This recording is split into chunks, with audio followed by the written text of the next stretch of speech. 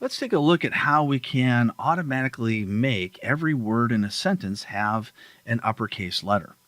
So we see this sentence and we realize, oh, this is just not a sentence. This is also a title of something.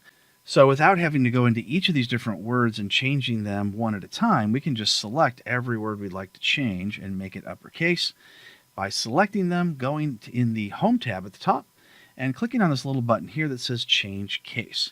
So we'll hit the drop down and we'll choose capitalize each word. And look at that, all of our words are automatically capitalized. If we change our mind on that, we can hit the undo button or the redo button. If we decide to not have all the words capitalized, we can select a particular word, because maybe is shouldn't be capitalized, and we can choose the drop down and just choose lowercase. So that'll keep us from having to hit the backspace and retype all the keys in case there's a lot of different words we need to make either upper or lowercase.